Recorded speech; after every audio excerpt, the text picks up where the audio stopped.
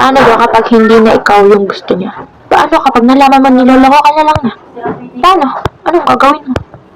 Pag nalaman mo na, in-cheat siya sa'yo sa kabila ng binibigay mo sa kanya. Paano? Paano? Stop. I want it. I got it. I want it. I got it. I want it. I got it. I want it. I got it. I want it. Ito ay base lang sa aking opinion ha. Hindi ko sinasabing ganito tayong lahat ha. Siyempre ayaw naman natin na niloloko tayo. Sino ba namang usbong na gustong lokohin ka, diba? Lalo na't minahal mo ng tunay. Wala. Kasi gusto mo, ikaw lang. Gusto mo, nag-iisa ka lang. Sino ba naman taong gusto maging dalawa sa buhay ng karelasyon niya? Wala, diba?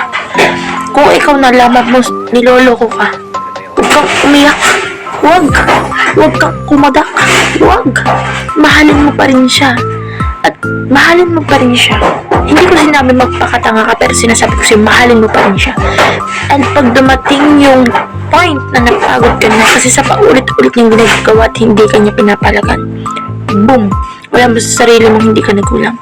Kahit bumalik yun sa'yo, hindi ka napabalik eh. Kasi naubos mo na eh.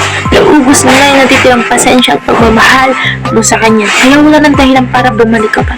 Kaya kung niloloko ka, sige, mahalin mo lang.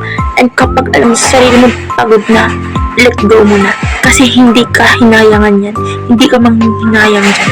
Kasi alam mo sa sarili mo, ibigay mo lahat. Tapos siya, ginawa niya, sinayang ka lang niya.